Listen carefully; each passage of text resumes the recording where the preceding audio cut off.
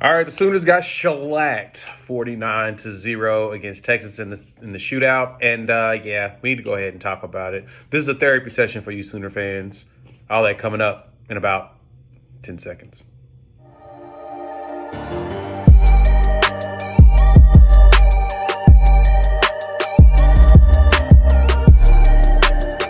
What's good, everybody? It's your boy Jay here with Unfair Sports, talking OU football, college football, and sports in general. Thank you for tuning in to the channel. We're going to dive right into this, depressing day of Texas winning 49-0 against the Sooners. Now, we'll just take a moment of silence for how awful that game was. I rewatched it twice, and I'm still trying to wrap my brain around everything. But at the same time, there are some positive nuggets in this blowout. I'm going to be honest with you. Now, as you all know, I always keep it real with you all. I am a half glass full kind of guy. But at the same time, I'm not going to gaslight you. I'm not going to play any games. I'm going to bullshit you when it comes to this. We're going to keep it real. We're going to keep it straight up. This was a bad game. And I'm not going to place blame on anybody on this team but one person, Jeff Lebby.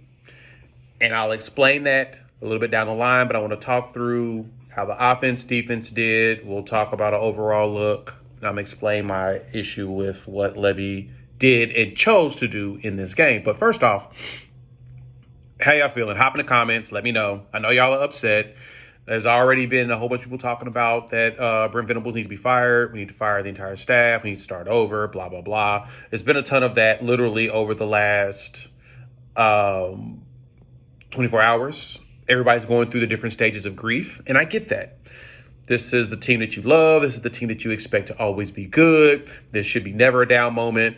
Those that are older are having PTSD from the 90s, and so they're in fear of that going down again. All of this stuff, I totally understand, and I want you to get that out. So hop in the comments. Let me know how you feel on that. But with that, I watched the game. I'm going through the numbers, looking through all of it, and like I said, there's some positives in there. There's a lot of negatives, and overall, the Sooners are just not a very good team right now. And it's starting to show its head. All the issues that I mentioned at the beginning of potential problems, they're starting to really show. The offense is moving too fast for the type of players that we have. And it seems like the defense is too. So first off, let's start with defense first.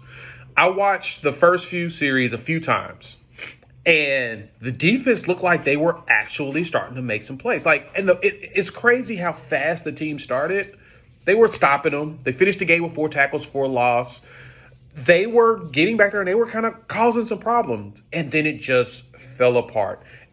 And it fell apart because the thing that I told y'all, the biggest problem that Oklahoma's going to have long term is if we're going to be moving that fast on offense and there's a ton of bust without the boom to go with it, to where teams are forced to pass the ball like we do, we're going to see our defense get exhausted. We're not deep enough yet. It's going to take some time for them to rebuild this team because there's not enough players to be able to play in this system and actually be any good and actually execute. There's not enough. So, for example, a buddy of mine shot me this, and I want y'all to understand and listen to what I'm saying here. This is why I say that fast-paced offense is a problem right now. So someone did some research on the Bear cupboard that we have here at Oklahoma, and the cupboard is bare. 2018 class, 5 players of the 23 are still at Oklahoma. Brent Walker is one of them. 2019, which should be the senior class, and remember, we have a COVID year, so a lot of players are still sticking around outside of those that go to the draft.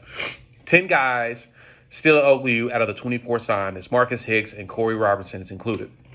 2020 class should be the junior class. 14 players are still here out of 23 signed. Bryson Washington, Kendall Dennis, and Trey West. 2021 should be the sophomore class. 10 players are left out of the 16 signed, and they only signed 16 in that class. So there are 34 scholarship players here from the last, 4 total years?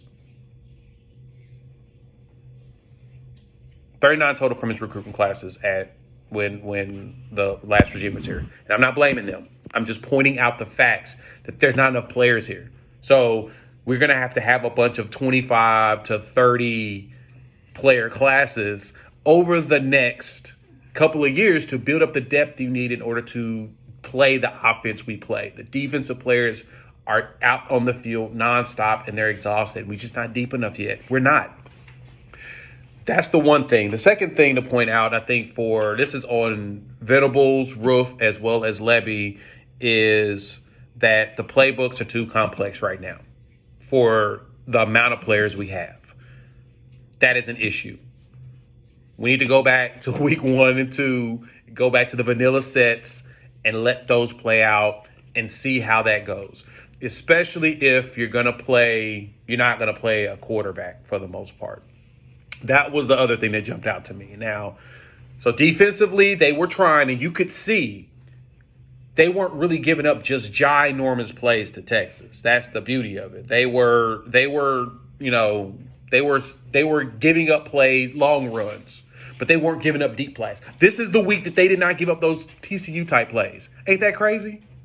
But they still gave up plays that, of course, led to scores. The 32-yard play to Jordan Winnington, and then Roshan Monster Johnson runs it 38 yards. But outside of that, they held everything in check. They did not allow a deep ball, which I said in my 3 things. They didn't let the deep ball hit them. They just got picked apart the entire time. So with that, let's go to Levy.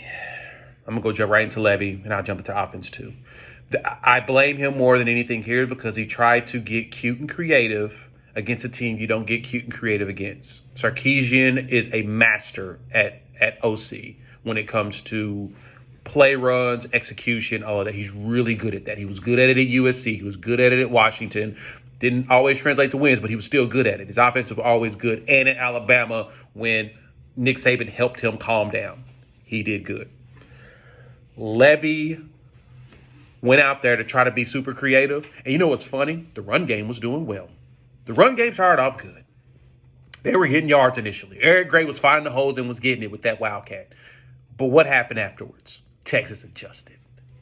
Gary Patterson adjusted. He's not even a DC. He's a analyst. But he's a really good defensive mind. And what did he do? He adjusted. That's not something that you should allow to happen to you when you're playing a team like this. You can't keep doing the same thing over and over and think they're not going to figure it out, especially people like that. So with this team, what happened? You didn't even play a quarterback, really. Davis Bevel struggled. He struggled last game. And to me, the smart thing to do was to either put General Booty out there. If you don't feel like he's good enough to do it, throw Nick Evers out there and go with a vanilla-based offense. That's it. Have the dude sit back and throw it. If he sucks, he sucks. I don't care. You go out there and you play him because we've already seen one suck. You may as well see if the other ones do. And I hate to throw it out there on Bevel like that, but my man, we see why you were third-string quarterback at Pitt. You're not an awful quarterback, but you cannot run that offense. You were barely – because initially when you were throwing it, you looked good. You threw it to Braden Willis up across the middle. It was like, that was a nice throw. Hit Stoops. It was like, okay. Looks like he's going to get confident. But then the confidence stopped. That's a problem. Levy did not allow for this offense to really throw and go do things. And then you have your running back throw a pass. Anyway, this is on Levy. And he knows it. All these coaches are going to give you the platitudes. They're going to tell you that they're going to work hard. It starts with us and blah, blah, blah. And I get that. I'm glad that they're taking ownership, but it annoys me when we have circumstances like this and it's looking this bad. And what happens? We hold that ill. So to wrap all of this up, this is why I put money on Levy. They've got to figure that part out. We need to just go ahead and go back to the vanilla offense until Dylan Gabriel's back, or create a vanilla version of this offense so that you can actually play guys like Nick Evers as well as Davis or General Booty, one of the two, and go from there. So Sooner fans, jump in the comments. Let me know how you're mourning today, how you're drinking your coffee and make yourself feel better. Totally get it. Know you're upset because I am too. And with that, once I get back out of this hotel room and back home, we'll do some videos to talk about what's going right and wrong with the team currently, and hopefully what we can do later. With that, we'll chop it up in a few days. Peace.